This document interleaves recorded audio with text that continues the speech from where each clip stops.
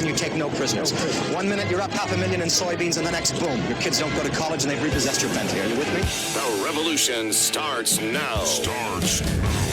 We have to pass the bill so that you can find out what is in it. Turn those machines back on! And we have to start by building a wall, a big, beautiful, powerful wall. Show me the money!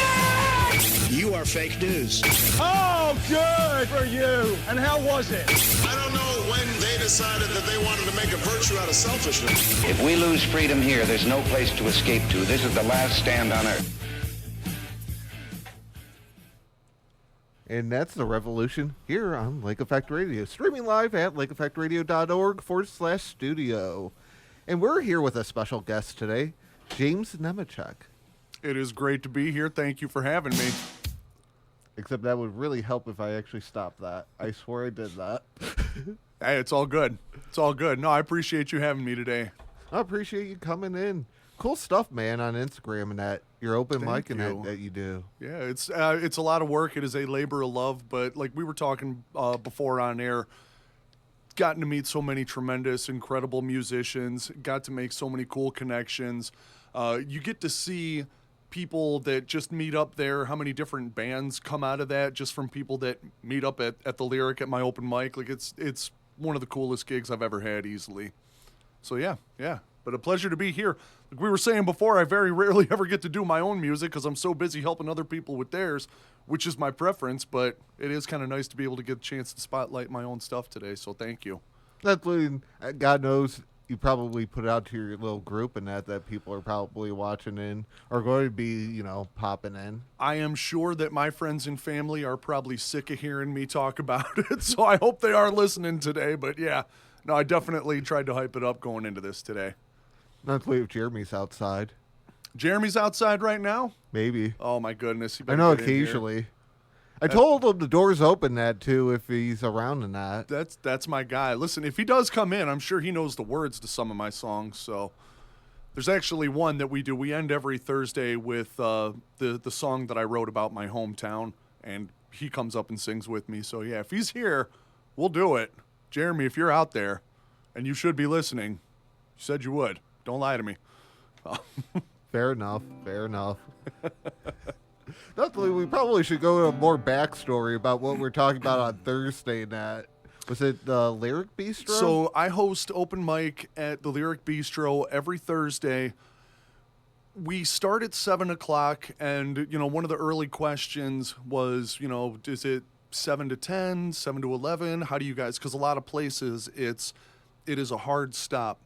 And Terry Vale, the owner, and I talked when it started, how do you want to do this? And he said, well, the liquor license goes till 2 a.m.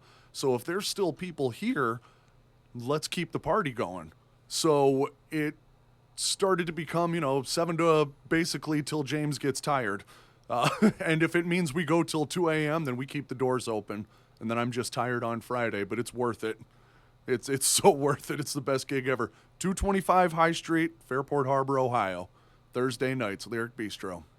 I figured might as well do a plug in that into Oh, that. man. Listen, the Lyric has been so good to me. I want to be good to them right back. And that. So, want to start getting into some about you? Sure. Very good.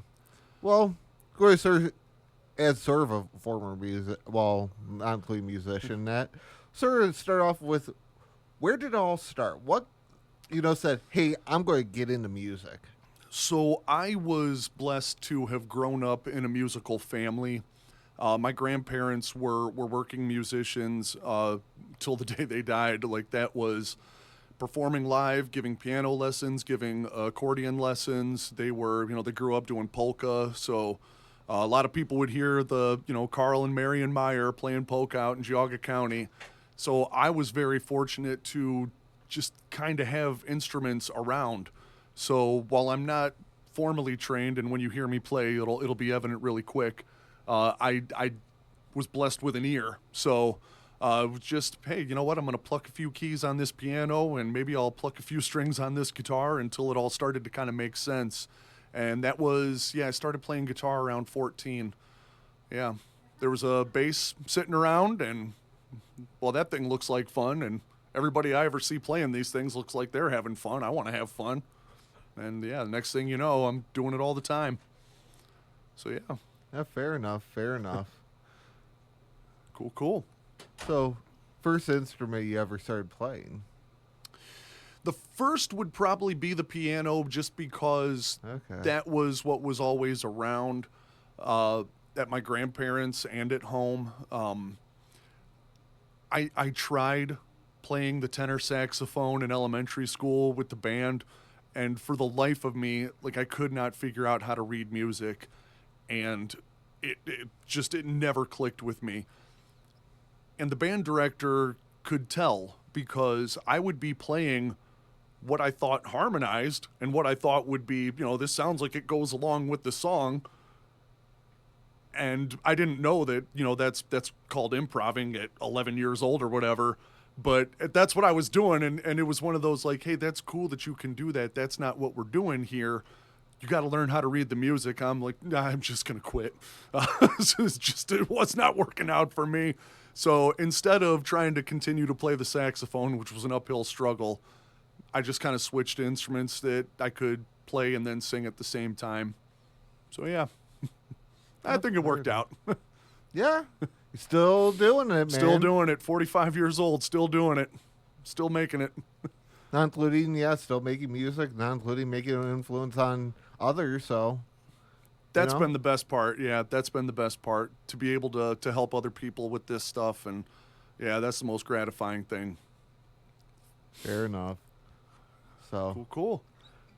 Don't worry. Go ahead and get into more interesting stuff. You want to really sort of test your mind now? Sure. Okay. Let me pull up something for you, because this will this will be interesting at least. Oh boy. I always do this to almost everyone that comes in. Oh no. So, you made it as a mainstream artist. You could have anyone open for you. Who would it be? Six. It would be my friend Six. I mean, there's no thought whatsoever.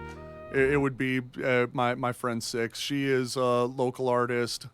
She is performing with her friend Sim Ross all the time, and they're really making a go of it. I am gonna completely blank on the places that they play right now. But yeah, as far as who, and honestly, for me, I'd rather open for her and let her headline. But yeah, no, it would be my friend Six. CIIX. Yeah.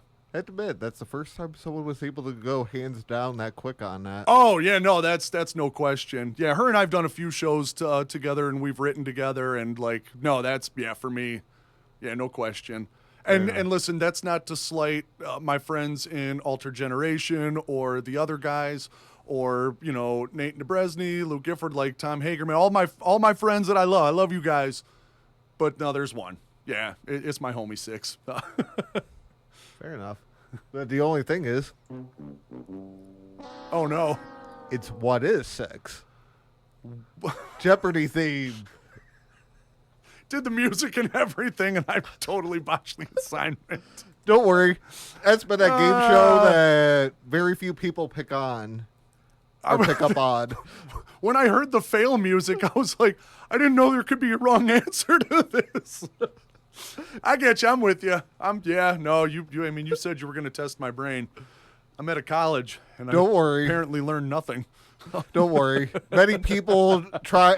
You don't know how many people that happened to. It's not even hilarious. The bar for that's pretty low right now, huh? Okay, good. Well, people actually get the answer correct.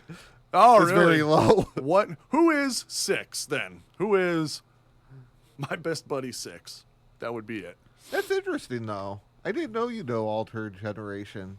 Oh, Tom Murphy and Nate and yeah. Met them at my open mic. That was one of those, those guys came in, and next thing I know, I've got Cool Kids stuck in my head for a straight month, and sharing that on Instagram, you guys need this song in your brains, in your soul. Those guys are so talented. Mm-hmm. I love the way Tom writes.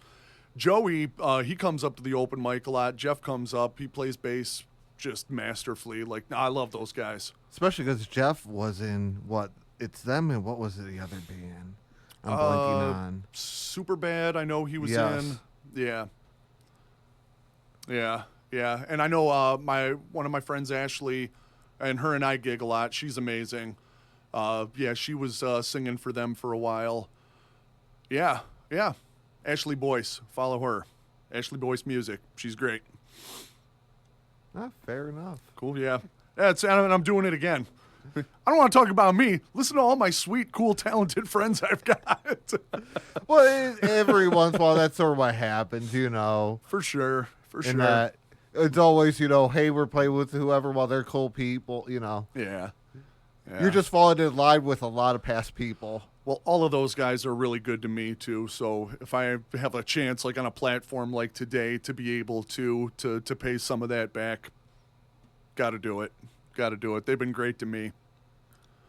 Fair enough in that. So, when it comes to writing music and that, especially like originals so how does the process sort of develop? For me, it's this, once that inspiration hits me, 15, 20 minutes, it's over. I feel like if it takes me any longer than that to write the song, then I'm trying to make something happen that shouldn't be. And like everything I'm going to play here today, it was just, 15, 20 minutes later. And some of it changes over time. Like the more I play a song live, the more I realize, like, you know what? I should repeat this part, or maybe I should drop that part. But as far as the structure of the words and what I'm trying to convey, and then the chord changes behind it, and the nuance of how those chords are played, like that's all done just boom, boom, boom. And it's, I want to say I wrote my first song, it was like 15, and I won't be playing that today because it was bad.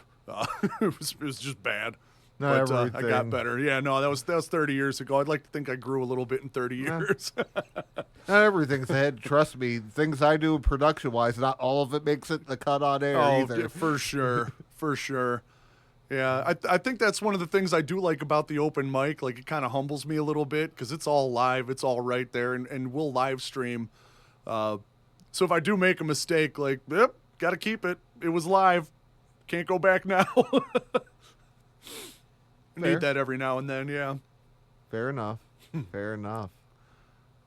You want to jump to a track, really? Let's do it. Yeah. Let's do it. Your preference, sir.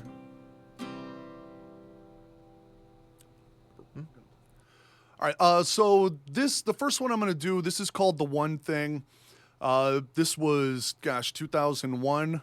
I was 21, and it was just kind of I'm up late, can't stop overthinking, and I just kind of want to write something about how I hope life goes and how I'm supposed to see life. And it's kind of broad, but if anything, I tried to make it catchy and get stuck in your head, so here we go.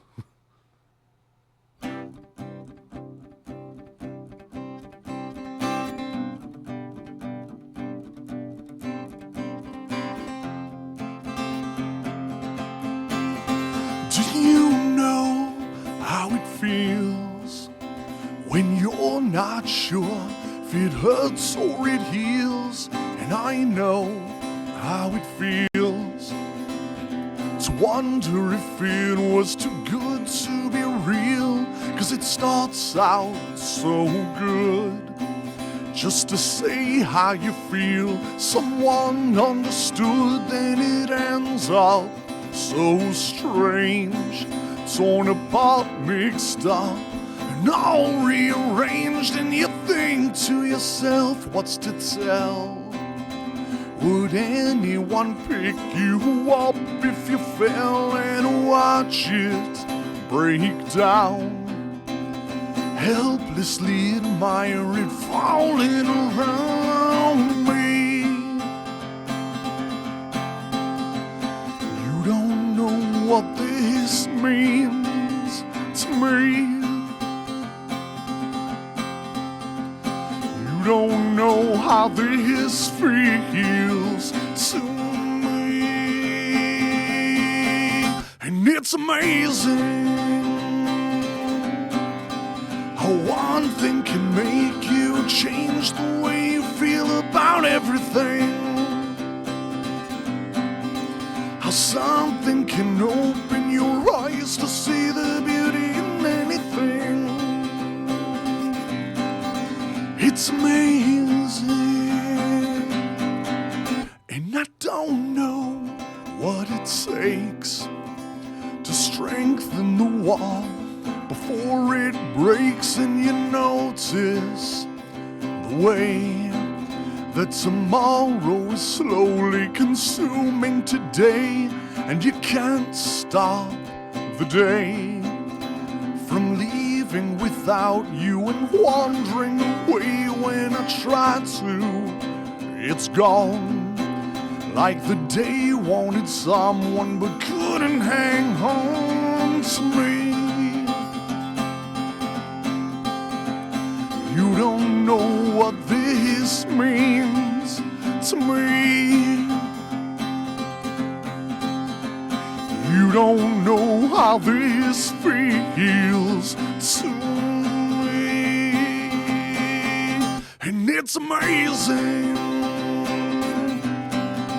how one thing can make you change the way you feel about everything. How something can open your eyes to see the beauty in anything. God, it's amazing. Oh,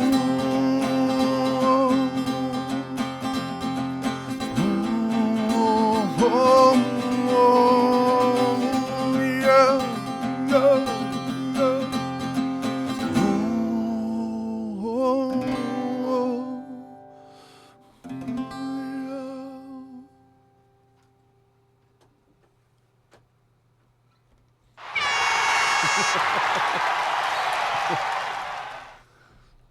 That's the most applause I've ever gotten. Thank you. Well, you know we had to have our small studio audience. I appreciate it. Yeah. You guys Would are be doing right, great. right? We try to live up to expectations just a bit. You Oh, know. hey, listen, you've exceeded mine. Oh, that's good. Don't worry. I'll try to let you down just a little bit, though. That's fine. Fair enough.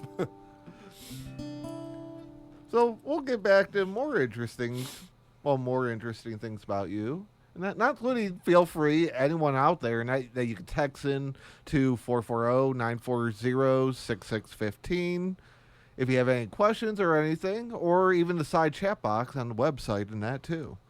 So, should have threw that in probably sooner. That's my bad. Oh, it's okay. It's But all right. it's early enough in that, so. Yeah. Hey, listen, I'm here for as long as you need me. I took the day off of work. I'm good. Fair enough. So, I'll go off of. So, from a year from today, what do you want to accomplish in your sort of musical journey? That's a great question. I know that right now I just like the main focus is to expand the open mic, like continue to grow that, because that has been the richest reward in my musical career. I want to grow more opportunities for shows at the Lyric for people that I know. Like we're doing, my friend Ella Veneri and I are going to do a show on October 8th. And she is, she's grew up a theater kid and has this incredibly dynamic voice, but doesn't, have a band to back her, or I don't even know if she has like the time or bandwidth to make something like that happen. But I'm like, if you and I just find 2 hours worth of songs to sing together, let's just go do a show. Like I'm so fortunate I have a place, an actual venue where I can just book shows. And, so Ella and I are going to do this on October 8th. And I want to be able to try to do that for more of my friends, give people these chances that they might not otherwise have. So that's mostly what I'm looking for. And I really do want to record a full acoustic album. I did one probably 2013 with my friend Troy Nethkin, and I'm overdue. I'm overdue for that. So, yeah. Fair enough, and every once in a while you guys sort of do your own thing. Yeah, and it's one of those, like, if I'm getting enough people asking me, hey, I'd really like to have, this song that you sang, able to hear it all the time. Like, well, I should probably really start listening to that. Like, okay, cool. Yeah, if you're asking for that and it's my song, like, I don't know if I could be paid a higher compliment. So yeah, I'll get around to doing that. But I got to make my own stuff a priority, which is, I don't know, man. I struggle with that. Well, I feel it. I get it. You get it. You get it. In this role, you get it. You're doing how much work for other people and trying to get people put on a path. You understand. You get it. Yeah. Fair enough. Yeah, put it that way. Yeah. Yeah, You're right. After, 200 and something people and that, and that's just in music and that coming in here. Right. Yeah. Yeah. There's this whole wall full of pictures of people that, yeah, wouldn't be on there if you hadn't given them this opportunity. So I know you understand. Yeah. So we'll go to this other great question of getting more about your music and that. And in a way, this is sort of going to be one of those hard ones necessarily. Going to sort of make you pick out of your kids. Oh, wow. Top 3 songs that would say, hey, best, represents what you do. So the first would be a song called You and Me that I wrote for my wife. And that was the song that we danced to, our first dance at our wedding. And because we were not even together very long when I wrote that. And we both just kind of knew, like, yeah, this is going to work out. We're good. And, 20 years later, pretty much. And yeah, we're still, yeah, I knew then, she knew then. I think the next, would be a song called Broken. I have struggled tremendously with depression and anxiety for a very long time, and it kind of came to a head in 2021, and I was just in an awful place, and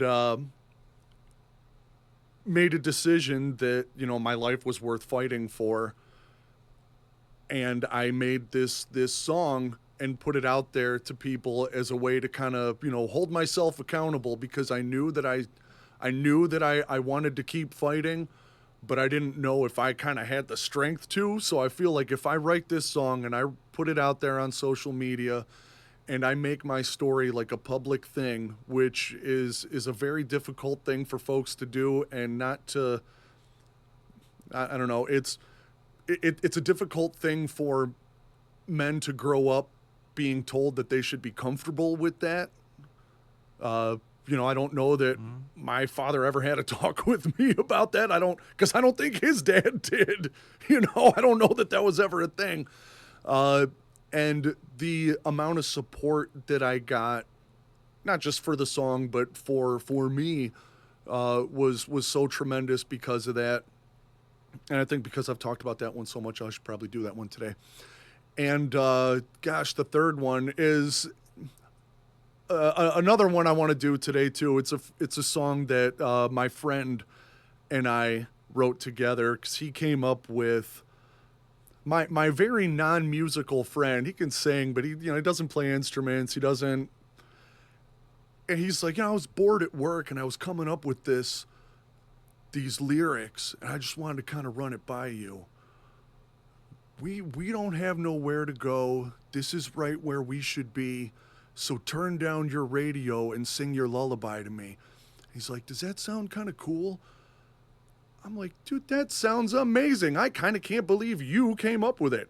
And I'm saying this on the radio. I say this when I play this song live, and he's there on stage singing it with me. So, he knows that I tell this story this way. But I said, I'll take it from here. All right, you sit this out. I'll write the rest of this. But yeah, to me, that just was like pure gold. So yeah, You and Me, Broken, and Radio Lullaby would be my 3. Fair enough. Yeah. So, who would be your inspirations? geez. At the risk of sounding cliche, I didn't grow up in the 60s. I'm old, but I'm not that old. But it was very much because of that second wave of like this British invasion with bands like Oasis and Bush and Blur. It kind of re-put the Beatles back into the spotlight. So finding them, my best friend was like huge into the Beatles. And next thing you know, we're watching Hard Day's Night, we're watching Help, we're listening to these albums ad nauseum, and kind of realizing like, I could probably play a lot of these songs. So next thing I know, it's like, yeah, no, I could probably do that one. I could probably do this one. And I mean, there are plenty of bands that I'm influenced by, but man, the Beatles were probably like number one. I know, like I said, I know it's cliche. It's one of those like, yeah, I love the Beatles. It's kind of hard not to. They were the first to a lot of things, and I mean, they're remembered the way they were for a reason. For a band to really only be in the public spotlight for less than 10 years, and to still be that impactful all this time later, like, yeah, I'm good being heavily influenced by the Beatles. Well, even McCarthy and that now. Oh my gosh, just brilliant. I mean, just absolutely brilliant. Yeah, that's them. Yeah, for sure. Yeah. Fair enough in that. Yeah. So I'll go of this you could have one artist to either collaborate or work or create a song with. Who would it be? Until his untimely passing, this probably comes out of way left field. It would have been DMX. There is no other hip hop artist that I was more greatly inspired by. I loved DMX. And I used to be like a studio musician for some hip hop stuff with my buddy Troy, and just deep appreciation for that. So, but yeah, pre his passing would have been easily DMX. I would have loved nothing more than to have made a beat or two for that guy. Today, to be able to collaborate with, out of anybody, wow. Yeah, Paul's still alive. I'll go with Paul McCartney. If we're just kind of throwing spaghetti at the wall, seeing what sticks, it's not going to happen anyway. But yeah, hey, Paul, if you're listening and you got time to swing out to Ohio, Lyric Bistro Thursday night, I got Fair a bass enough. you can use. Well, he's a lefty, so never mind. Bring your own bass. Yeah, you're going to have to bring. I got an amp, but you're going to have to bring your own bass. I'm sure he's got one or two lying around. I would hope. He would have something laying around. Here's hoping. Yeah, I'm sure he's got a bass that could pay off my mortgage, just laying around. I'm sure. Fair enough. No, I'm surprised. Normally the response is, well, live or dead. Oh yeah, So I mean, technically listen, you if went I both could, directions. if I could bring him back. Oh my goodness, yeah, DMX in a heartbeat. DMX in a heartbeat. I hope my brother's listening to this because I'm sure he probably guessed that before I even said it. But yeah, DMX for sure. Fair enough. So, go from there So, what would be sort of a 90s jam you love? Oh my gosh. So I mentioned how I will do shows with my friend Ashley, and recently my friend Adam Joyner started playing with us too. But like most of what we do is 90s. I am like a product of the 90s. Well, that was good stuff in the 90s, man. There was just so much. Even you add in the one-hit wonders and that, and people that more, Yeah, oh, absolutely. Well, this was also, and I'm going to sound like the dinosaur that I am, this was at a time when artists were looking to make an album, because if somebody's going to drop $15, they're going to want to get their money's worth out of it. And, one of my buddies that comes up to open mic, he's a little bit younger, and I was surprised he had heard of Dada, Disneyland by Dada. And he's like, hey, do you know that song? I'm like, that's one of my favorite songs of all time. Like, I think it's older than you. I'm surprised you know about it. And he's like, was that band any good? I'm like, no. I said, man, the rest of the album was awful. My brother and I spent full price on that just because of Disneyland, and the rest of the album was not good. So you had so many bands back then that were like, if we are going to give you an album, we're going to give you an experience. We're going to give you hidden tracks at the end. You know, we're going to give you some like little filler things in between, like skits. I know a lot of hip hop albums would have skits back then too. Like, we're going to give you the whole thing, versus now it's, yeah, people will still make a full album, but for the most part, it's, I've really got to nail it with a single. So I don't fault people, you know, for doing it that way now, you know, because the game kind of changed. But yeah, back then it was, I got to get 16 Stone by Bush because every single one of these is a banger. I got to get Soup by Blind Melon because there are like no skips on this. I loved that music so much. Seattle Sound especially.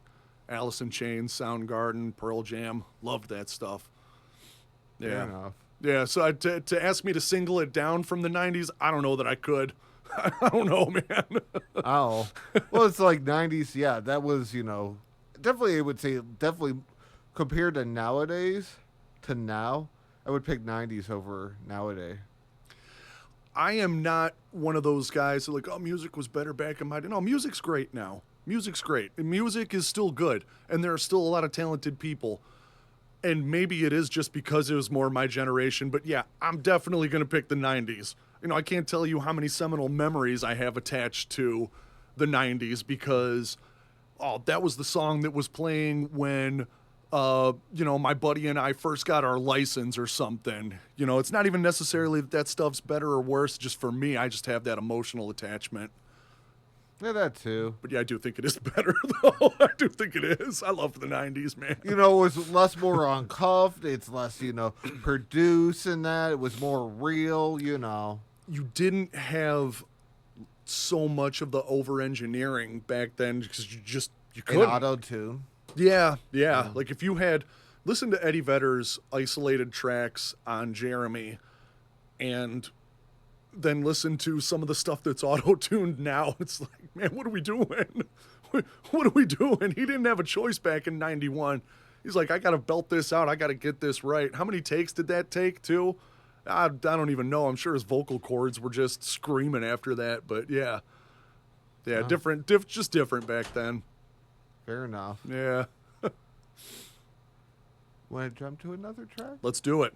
So, yeah, since I kind of gave that backstory about Radio Lullaby, we'll go into that one.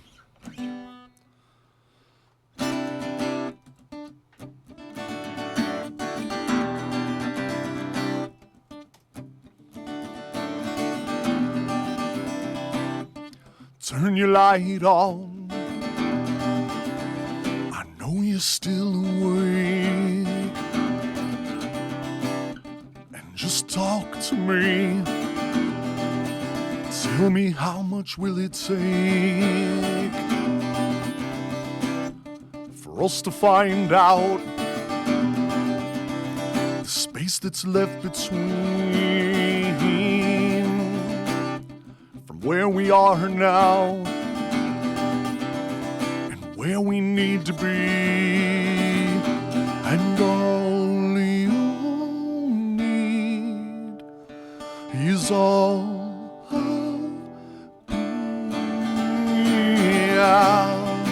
We don't have nowhere to go. This is right where we should be. So turn down your radio, sing your lullaby to me.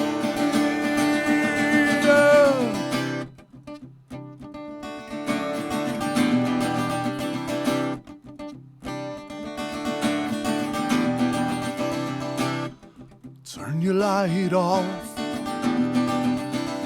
It's time for us to sleep. Lay to bed the memories, all those secrets you can't keep, and all you need is all.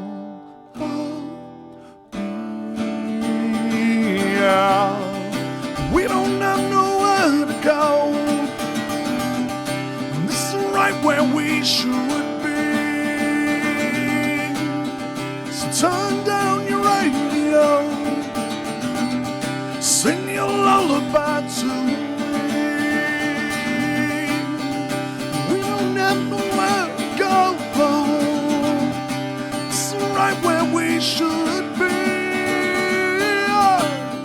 So turn down your radio, sing your lullaby to me, yeah, to me, yeah. Sing your lullaby to me, yeah. Sing your lullaby to me, yeah. Oh.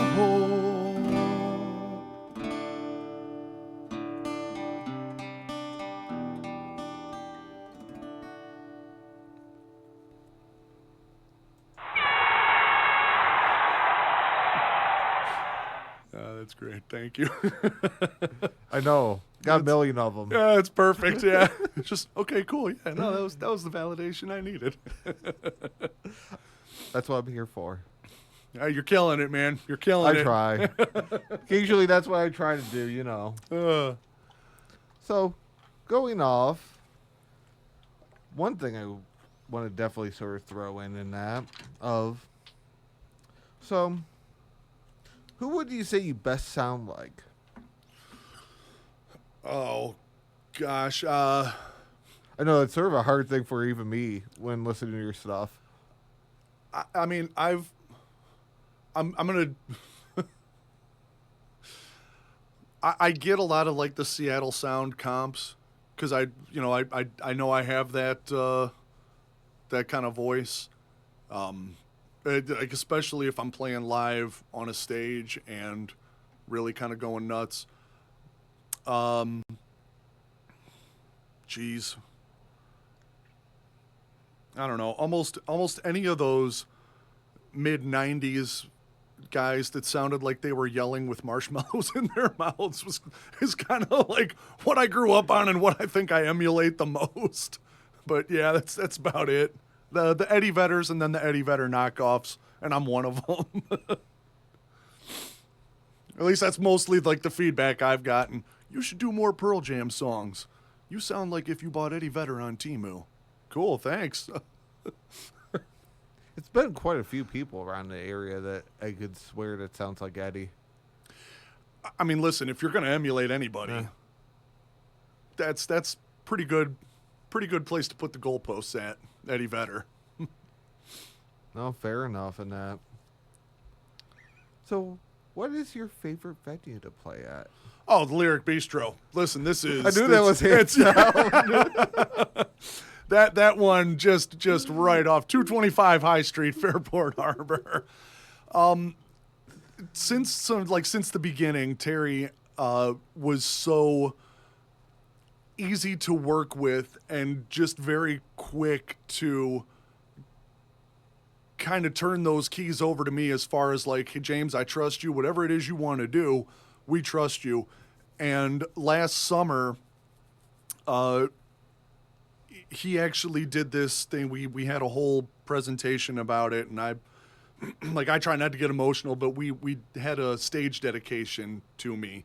So like my name is this stage is hereby the Lyric Bistro hereby dedicates this stage to James Irving Nemecek, and like I don't know if there could be a cooler thing, because usually that doesn't happen in somebody's lifetime.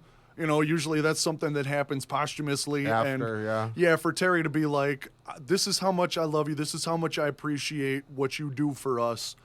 I want you to have this now. Like this is your stage.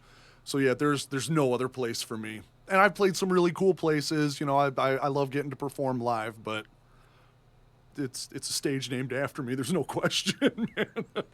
Yeah, when you put it like that way, yeah. Yeah. Not really, yeah. Never had many people that had that kind of a story of, yeah. I mean, yeah, I mean, you talk about having that answer in the chamber ready to go, like, yep, Lyric Bistro, easily, hands down. Especially with the backstory, yeah. Yeah, it makes sense. And it's really nice, too, because I mean, listen, I put a lot of work into it. We all do. Everybody up there, Jess, Brad, Taylor, like, we put in a ton of work, Terry. Jimmy Pep, like we have a great team, but it's also to get that kind of recognition, it means everything, you know. It's a really cool thing to have happen. So yeah, we actually, and we had an independent filmmaker scouting locations and came there to the Lyric, talking with this person in the team, ended up getting cast in the film. We shot one of the scenes in the Lyric, and we had a film premiere, director's cut film premiere for that at the Lyric. So it was like, it's been a really cool year, and the Lyric has been, you know, at the forefront of all these cool things that are happening in my life. So it'd be impossible for me to choose anywhere else, man. It's just the best. Fair enough. So what has been the most memorable, either performance at the Lyric or well, in general? Unless you want to sort of go both directions of at the Lyric and else. Man, that is so tough.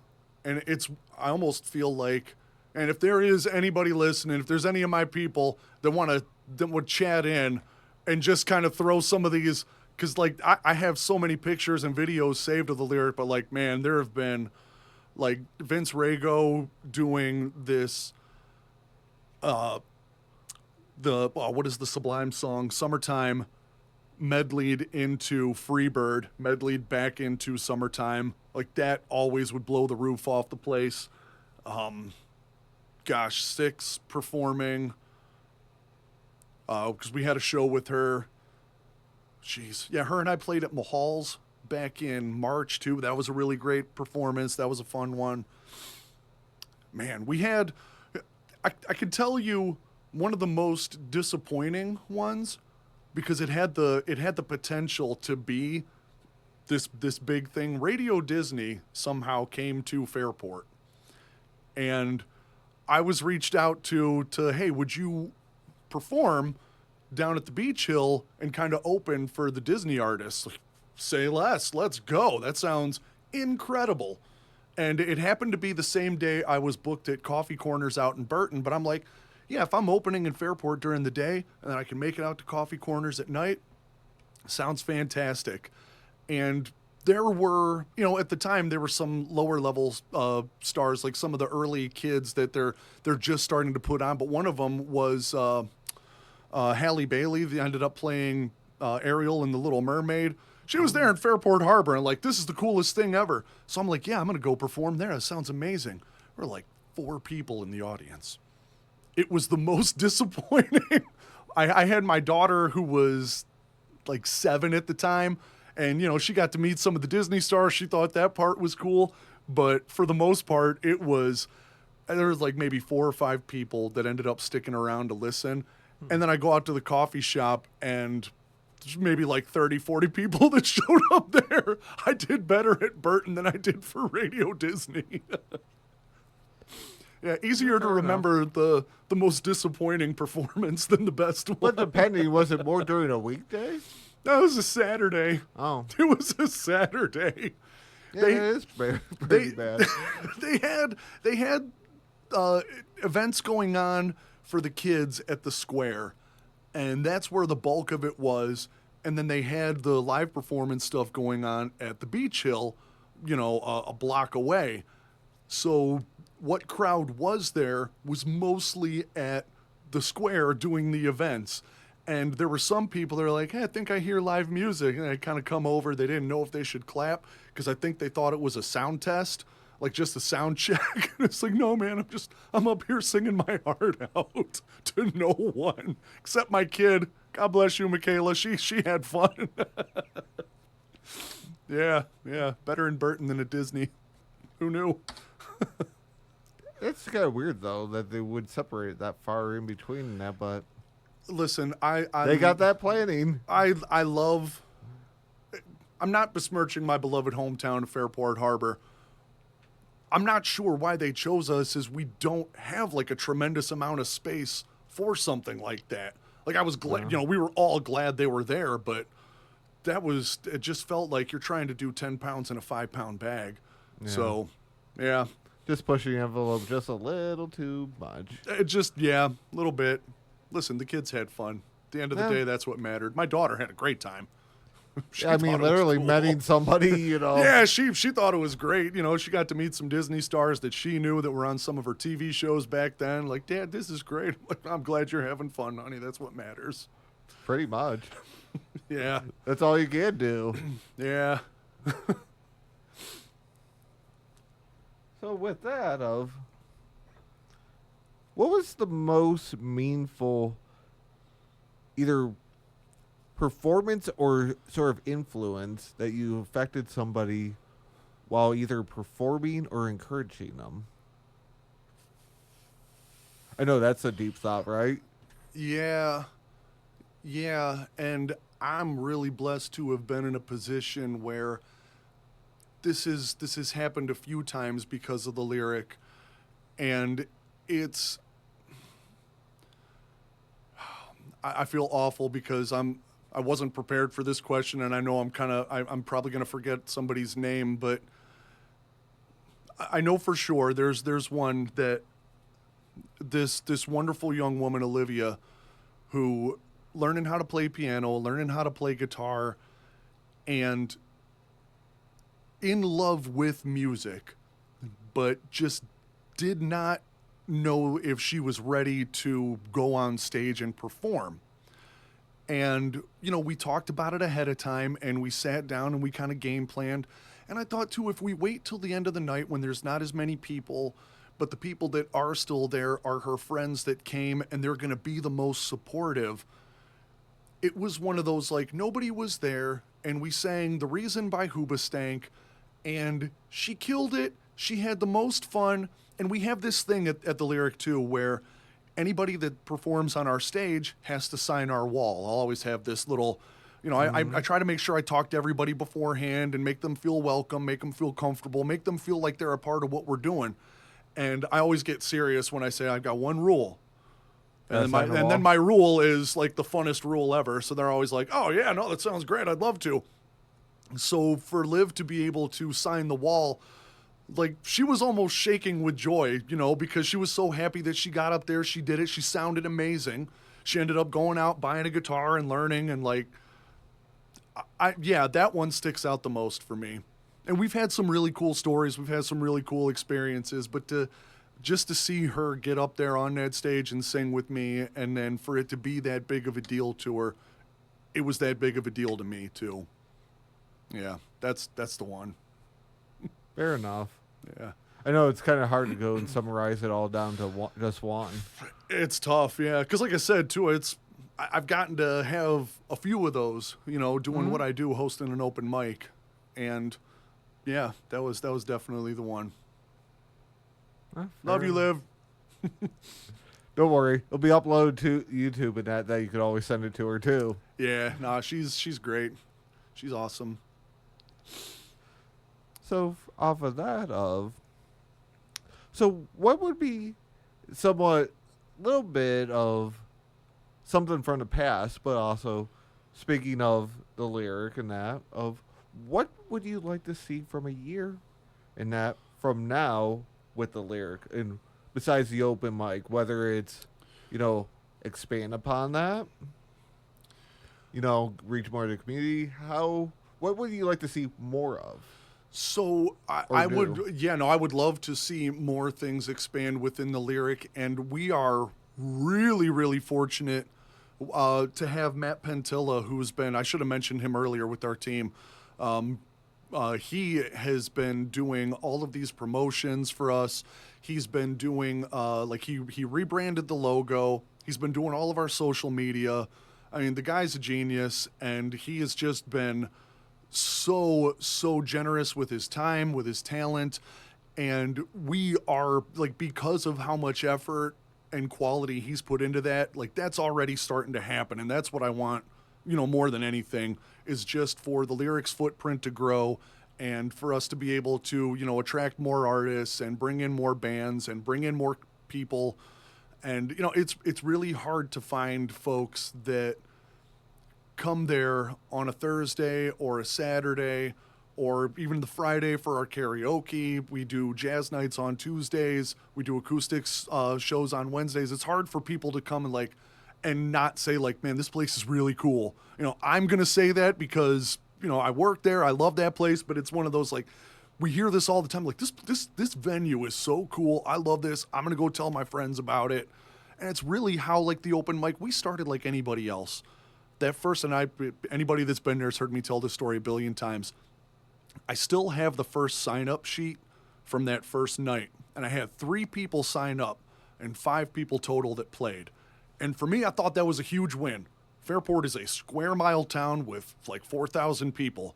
So we didn't know if anybody was going to show up. So we got 5 people that played. That was a win. Next thing I know, we get a couple more. I'm trying to promote more on social media, get a couple more. And then it really starts to grow to the point of, well, we should really, instead of people saying, hey, can I bring my amp? Can I bring my drum set? Let's start getting house equipment. And that way, hey, you know what? We already have it here. We expanded our stage out and had the house equipment. Next thing I know, I'm getting like 15 to 20 people on the list every night. And it's almost to the point where some nights like, hey, listen, I'm signed up at 18, but I can't stay. I got to go, but I'll be back next week. You know, I feel bad I have to go. I'm like, I feel bad we didn't get to you. So yeah, to see the Lyric continue to expand, that would be, you know, paramount for me. And we're doing it. We're doing it. Got a great team. Yeah, just get there in time. I mean, we opened in May of 2023. Like we're still new. We're still getting our footing. I never realized it was that soon. I thought it was more than that. No. But then to be honest, it's not like I'm there all the time out Fairport, so that's the thing, yeah. It's once again, it's a square mile town, small population, but it's not even just that the town got behind it. It was, and they did, and God bless all you Fairport Harbor people. I love you guys. But it was also, you know, so many people from surrounding areas that are like, you got to go visit this place in Fairport. No, I'm telling you, you got to go. It's a block away from the beach. They've got the coolest spot. So, yeah. Yeah. Especially because I go to the beach and that. I don't know how I missed that. Listen, hey, Thursday nights, 7 o'clock, Oh. 225 High Street. Well, like going past, it's like, never realized, well, that's new. Well, it's funny because from the outside, it doesn't look very big. It's, you know, we're right on the corner. And whenever I give folks the tour of the place and how much of the space that we're still working on, waiting to open, like we started opening up the side room for events, and Matt, you know, he does his DJ Tilla thing with Zach Not Zach. Sometimes when Chris Ross is in town, and the cutting room, they'll throw their DJ parties over there. Like, we got a lot going on. Got a lot of good stuff happening, for sure. Not very good. Want to jump to another track? Sure. And I am going to bring up the lyrics because Broken for me is a tough one to get through. So I don't know that I always have all of the words memorized because I get it. For me it's a heavy song, but it's an important song. So just bear with me for a No, it's all good. moment.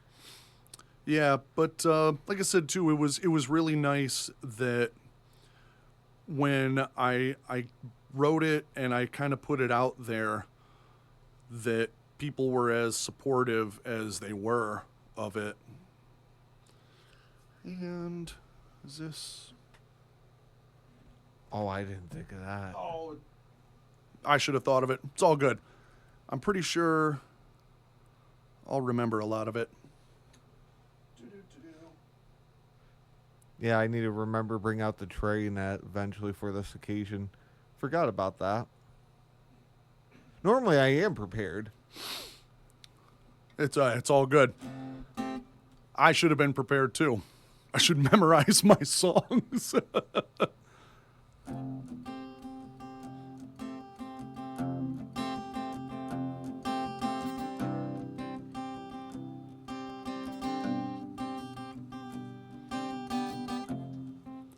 But it's been said that it's okay to not be okay. I'm not giving up on life, but I'm giving up on today. I open my eyes, but I'm lost in the dark. This is not what I planned. If I take a deep breath and I share this with the world, will the world understand?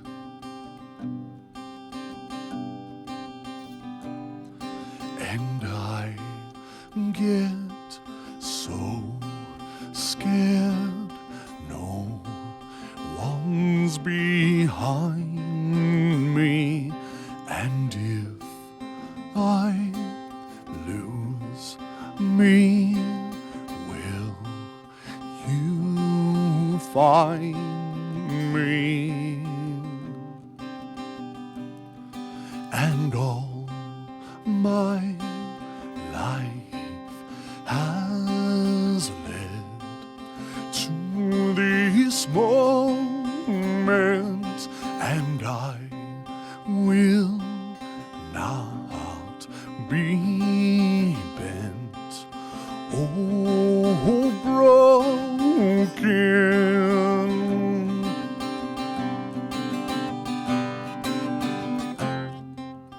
But it's been said that all the best is yet to come,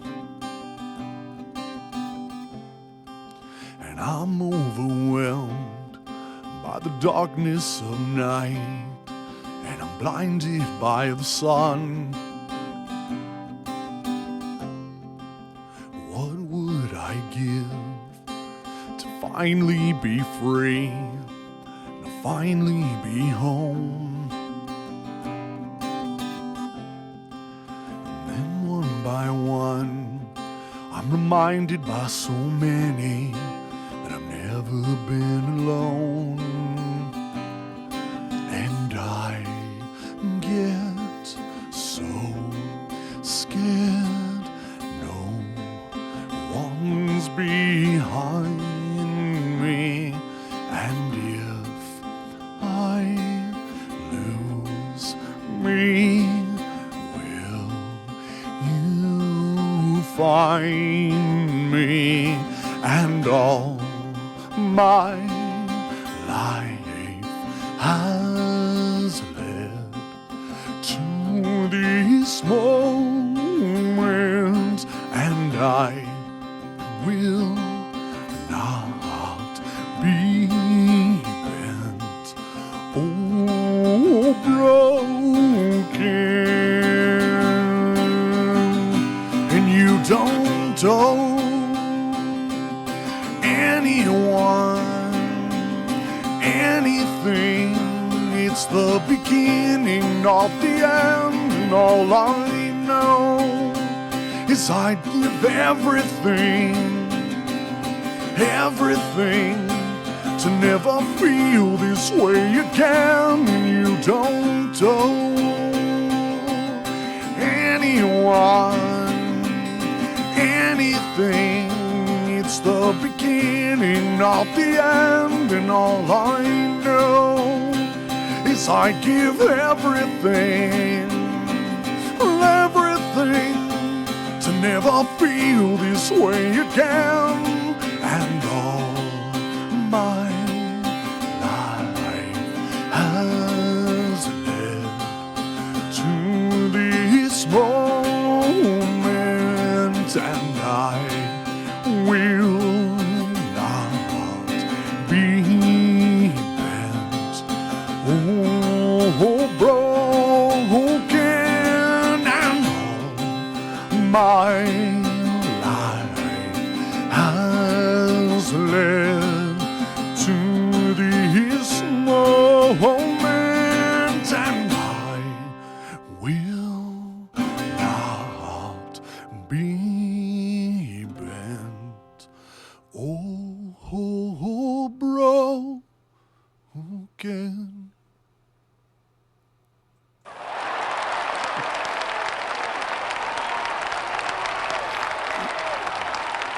Yeah, that's a tough one for me every time, because like it takes me right back to That time. April of 2021, and without getting too long-winded about it, I was, I'm usually around 240 pounds. I'm 6'4", and I'm usually around 240 pounds, and I got down to like 212, I think, or something, and not in a natural good kind of way, just not eating, I'm just kind of like wasting away, and it was one of those like, something's got to change, something's really got to give, and we still have these pictures of me. I look like the before and after a weight loss pill, because I'm at 212, I was very gaunt. I was really thin. Like I hadn't been, I couldn't remember the last time I was 212 pounds before that. Very long time. But yeah. So yeah, that's a tough one. But that song means a lot to me. Like I said, that was my promise. Like, I'm not going to give up. Life is worth fighting for. And everybody that reached out to me that talked about this song and talked about their mental health with me, like, your life is worth fighting for too. Don't ever give up on that. I love you guys. I appreciate you guys. Oh, fair enough. Fair enough. And that. So, we'll go a little off of this. So, what advice would you give for someone that's starting up, wanting to get into music and start their own journey? This is fun. This is supposed to be fun. Don't compare yourself to anybody else vocally, instrumentally. If I did that, I would not be playing, because every week I hear Nate Nebresny play these solos that melt my face off, and I'm like 15 years older than him. I've been playing way longer. I will never be as like a fraction of as talented as him. I see somebody like Luke Gifford come in and play saxophone, and then he sits behind the piano, and then he plays drums, and then he plays bass. And I'm like, I will never be as multi-talented as him. But that shouldn't stop me from having fun with what I'm doing. So that's usually what I tell, because we get a lot of young people that come into the lyric, like, where should I start? Start with what makes you happy. What type of songs do you want to learn? What type of stuff do you want to do? Find something that brings you joy and make that the forefront of it. Like, there's nothing wrong with having a goal of saying, I want to make it, I want to be a working musician, or I want to be famous, or anything like that. There's nothing wrong with that. But to see some of these folks that get worked up because they're not as far as they think they should be, or that they're not as successful they think as somebody else. That's not the point of this. Like, I'm doing more musically at 45 years old than I ever was in my 20s. And if in my 20s I would have said, like, well, I'm not doing as much as Joe Schmo, so I should just quit, I wouldn't be doing everything that I'm doing now. And what a waste that would be, because I'm having the time of my life right now, So, yeah, to anybody that's thinking about starting, this is about the most fun you're ever going to have. Learning how to play an instrument and getting all that joy and satisfaction out of it. Then I'll go from this of, if someone hasn't heard about you and your music style, how would you best describe that? I know that's sort of always a hard one. It's almost like, like that little short, brief, 2-minute commercial. Boy, how do you poorly describe James Nemecek? Loud, emotionally confused. I don't know. Wow. I think whatever I lack in talent, I know I make up for in passion. There's if there's a cover that I would do today, there's one that I always do with the lyric, and it's funny because the folks that are there that request it, they know at what point I start stomping my foot. One of these days I'm going to put a hole through the floor. But to describe, if nothing else, man, I'm definitely passionate. I love what I do, and I treat it every time I'm on that stage like it might be my last. Get it all out of my system now, because who knows, man, I might not be able to do this forever. So yeah, I don't know if that's the answer you're looking for, man. I'm terrible at describing myself. Like, I don't even know. I wish Ella was here. She would describe it. It wouldn't be complimentary, but it would be hilarious. Like, well, he picks his nose a lot. Go that route. And she keeps it real. She's not lying. Yeah, I appreciate that. I didn't come on air to lie. I came here to tell the truth. And nothing but the truth. That's why I'm here. That's why I'm here. So what do you like most of being a musician? What I love the most is that, like, when you're, oh man, there's so many different parts to it, because I've been able to record in a studio and I've been able to perform live. And as much fun as that creative process is, and there's times I do feel like I prefer that because I can just kind of be isolated and pour myself into it, there is nothing like seeing somebody, making a connection with somebody in the crowd because of something that you're doing. I don't know that person, but that person just came up to me afterwards, and I knew they would. Like, I could almost set my watch to it. That person's going to want to come up and say something to me afterwards. It's that song that you played. You don't know how bad I needed to hear that right now. And, you know, the songs I choose to play, usually it's because, like, man, I need to play this right now. I'm feeling this kind of way. So it's one of those, like, hey, listen, we're in the same place right now. I played it because I needed it too. So I'm glad you were here to get what I was getting out of it. But there's nothing like that of knowing that you can make that connection with a complete stranger because of something that you're doing with a guitar and a microphone. There's nothing else like it. Well, fair enough. Fair enough.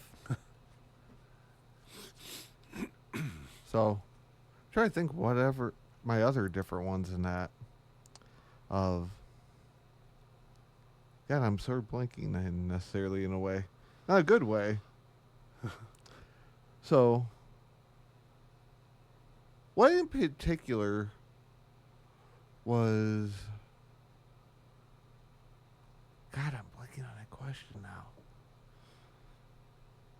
Man. Listen, there's I know, times, right? too, that you got to cut me off, too, because I am I a know. notorious windbag. Like, I will...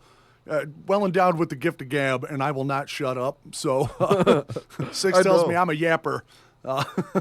So yeah, you gotta cut me off so that you don't lose your train of thought. It's been a minute since I had that. I actually sort of lost my thought. No, it's not that it was it was a good, legit that. So, who's been the most supportive along your way of your musical journey? First and foremost is my wife, because she is just like, for one, she knows that, like, I need this, and she is so accommodating with, hey, listen, Thursday nights, I know you're going to be gone all night. Go, have fun, have the time of your life. Like, she, I didn't bring it here, but she got me this Fender Acoustasonic Jazzmaster guitar, which is ordinarily like almost $2,000, just because she's like, well, it looked really cool and I wanted you to have something nice. Like, I about fainted because I've never spent more than $300 on a guitar before. Like, I'm notoriously cheap when it comes to this stuff. $600 Roland piano. She's like, well, you should have a good piano. Like, you're not going to find a more supportive partner for this stuff. Now, she is not, musically inclined, so it's not like she, hey, listen, I know that the tone of this is really, she's like, no, these things are nice. They get good reviews. I want you to have nice things. I want you to be able to, sound your best when you go perform. Like, yeah, it's easily her. She's, yeah, not going to find a bigger fan. Fair enough. Yeah. And, I mean, I've written songs about her, too. That doesn't hurt, so. I would hope. Yeah. She's pretty great. Love you, honey. I hope you're listening. She's at work. She probably shouldn't be listening. She'll listen to the YouTube one later when you drop. Or that. she got bits and parts. Maybe. She probably listened to everything except for when I talked about her. Like, I heard you talk about all your friends. No, she is the absolute best. I couldn't do any of this without her, for sure. Fair enough. Mm-hmm. Yeah. Want to jump to another track? You know what? And I thought about it. I am going to do a cover. Just because, this, like I said, this is one that I do with the lyric a lot. And it's easily my favorite cover to play. Okay. Definitely will be interesting to see what it is.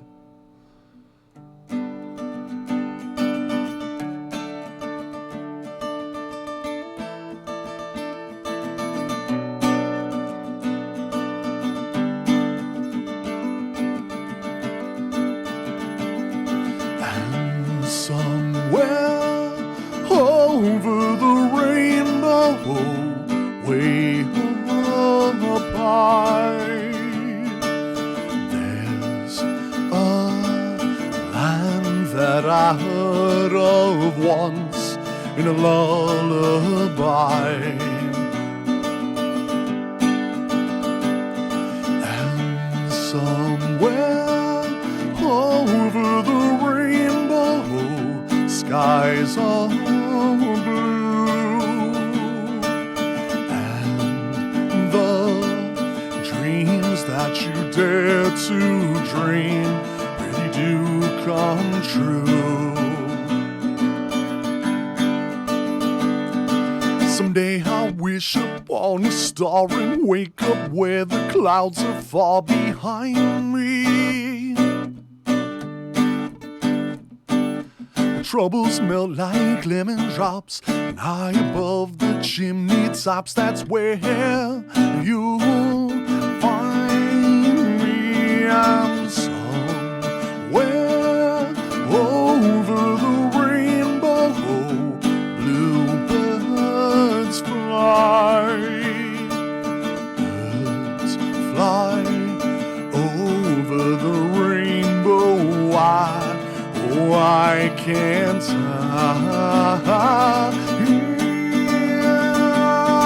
Someday I wish upon a star and wake up where the clouds are far behind me.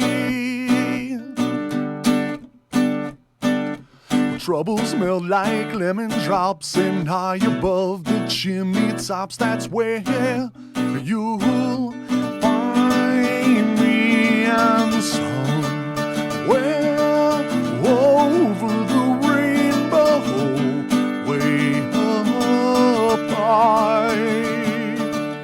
There's a land that I heard of once in a lullaby.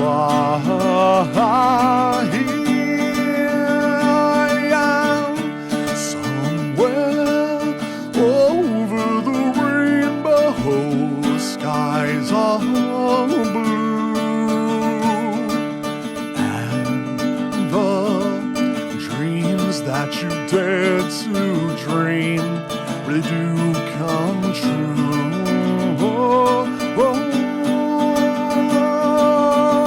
And the dreams that you dare to dream really do come true.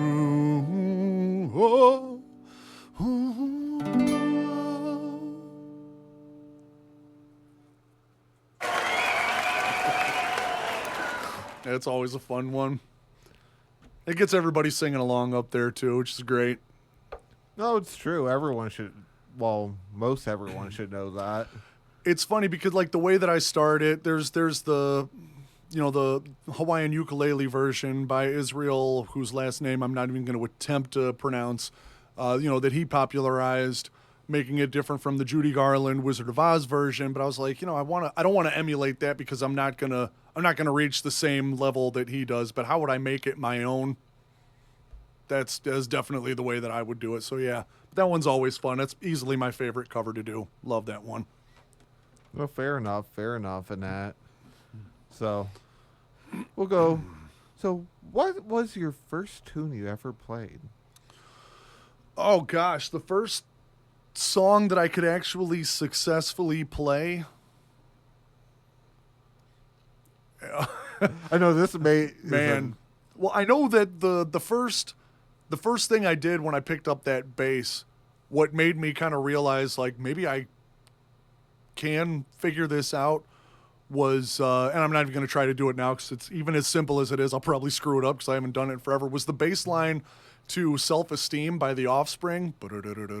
Oh, yeah. It was like the easiest thing in the world, but at 14 and having no prior guitar experience, so like, I think I can do this. This sounds kind of cool. But man, the first actual song I could play and sing all the way through, I feel like I should know, and I don't. That's tough. That's kind of sad that I can't think of that. Well, a lot of stuff happens in between then and there. Not including, you don't have people like me that always came out of woodwork and they make you go and try to think of these things. I'm sure it was a Beatles song, but man, to think which one it might have been, I'm not even sure. Oh, it's all good. That's a good ballpark answer. I bet you 3 hours from now, It'll it's going to hit here? me out of nowhere like, I'm going to text Jeremiah. I bet. Boom, boom, boom. Well, to be honest, you wouldn't be the first that goes. I remembered. It's a miracle. That would not been the first time someone goes to that, or they say, well, I forgot to give you whatever. Well, we're going to end up mailing that. It's like, well, okay. It's another product of I know I talk too much, and yeah, I'll forget the good stuff because I'm busy yapping about something else, but yeah. Not fair enough in that. So, from there let's see,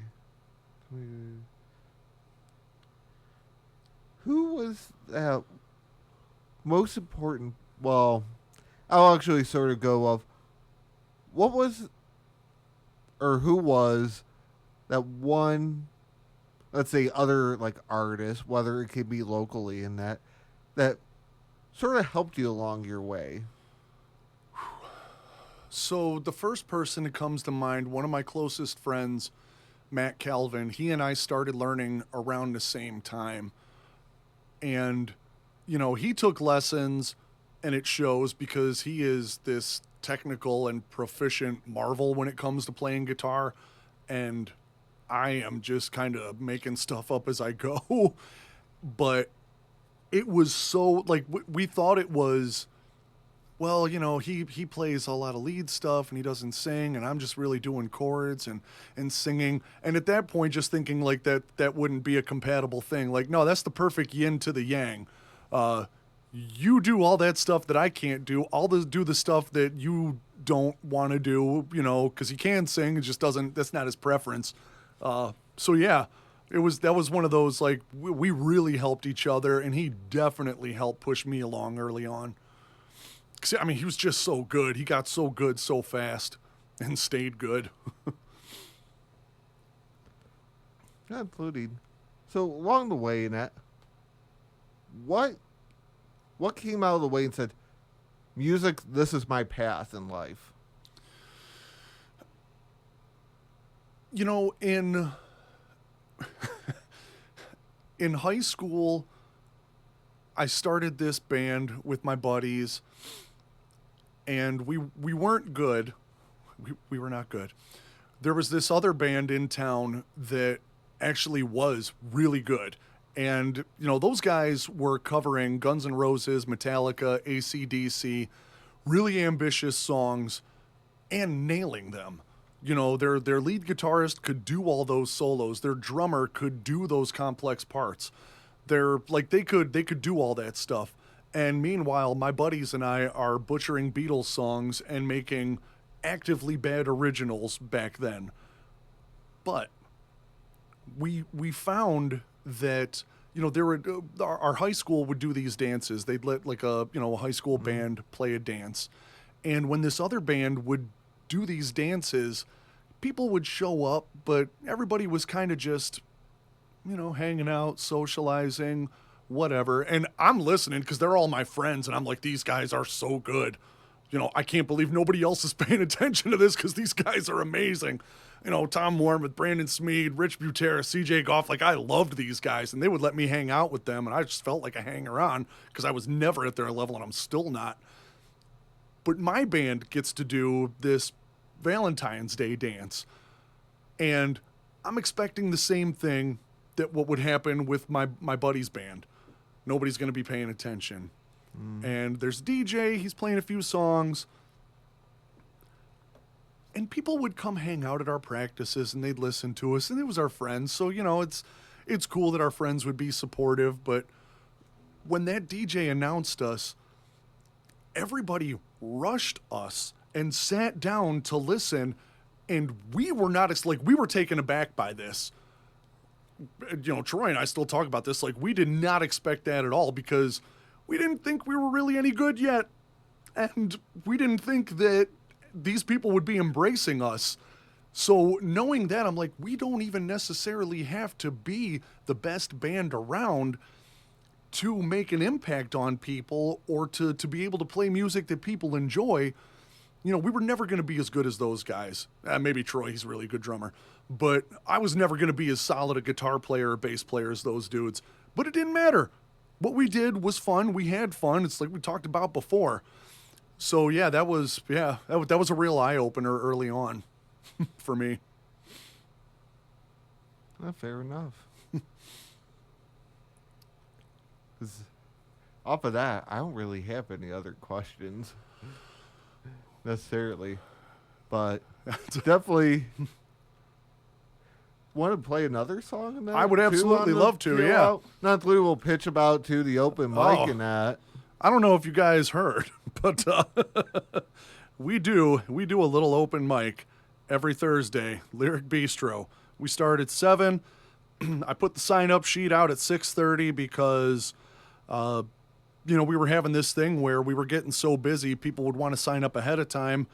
And as much as I appreciate that, it was still like, well, first come, first serve. And so, yeah, I started putting that list out at that time. So I guess to end it out, I will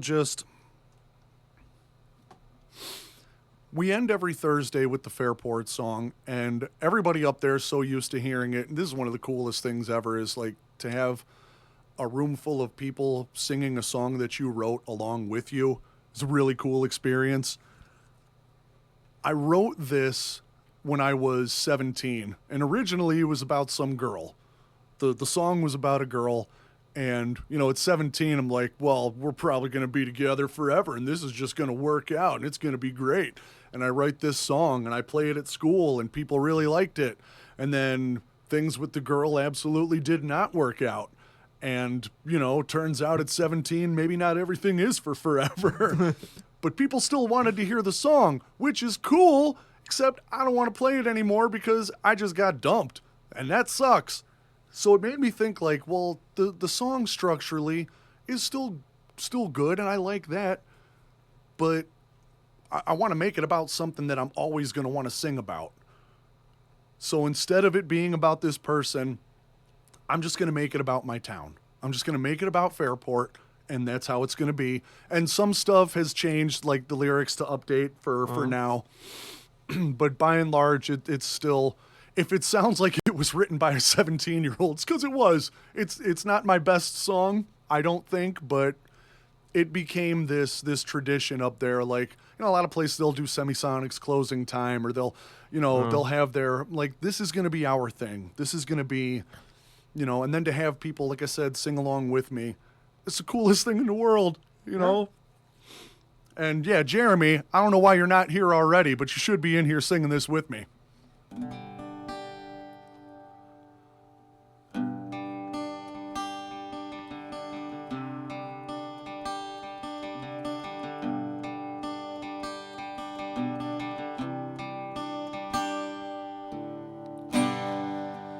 Got a convenient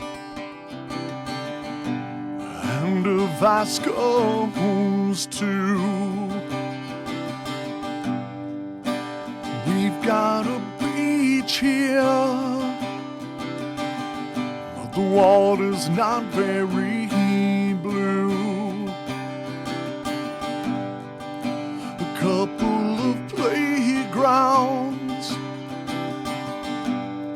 some great swinging sets,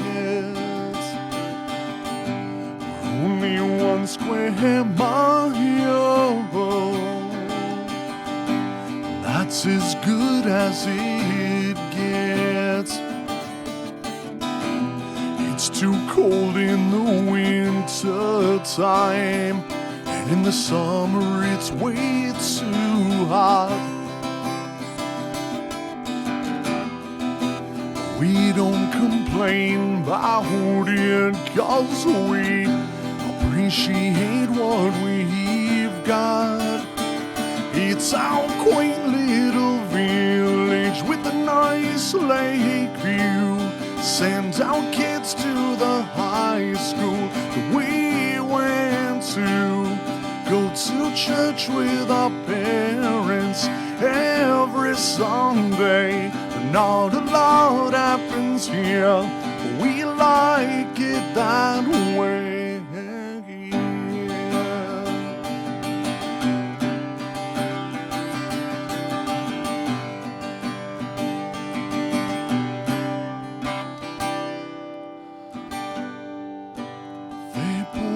Nursery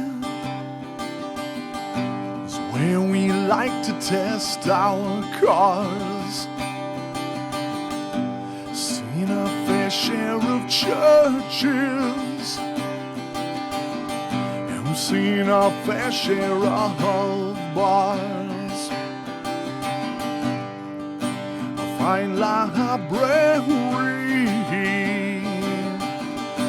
some nice restaurants here.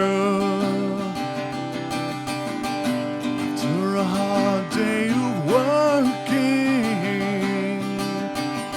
then it's off to the Lyric for a beer. Not the most exciting place in the world, but it's perfect for walking at night.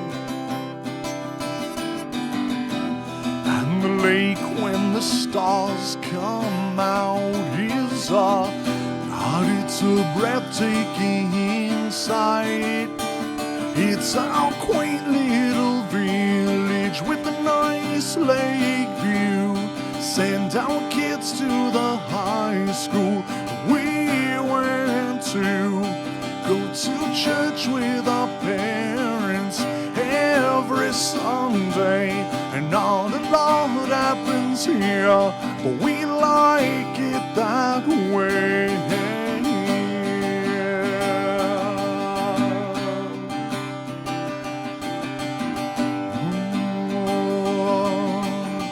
Oh, we like it that way.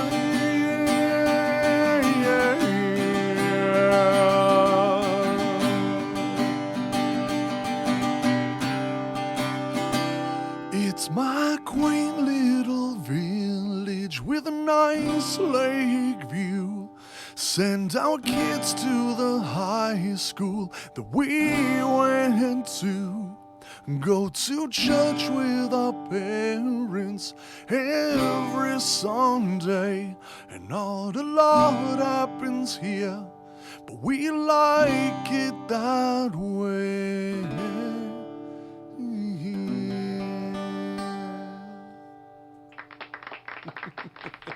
Well, I hit the poor one. No, that's perfect. No, that's usually by the end of the night at Fairport, there's nobody left. So it's only a couple of people singing along anyway. But yeah. Well, that's irony then. Perfect. Nope, nailed it. I always have this spiel I give at the end too. I almost did that instinctively, but it's not Thursday, it's not open mic, so it's almost there. Hey, listen, man, I'm always one moment away from I'm always thinking about Thursday.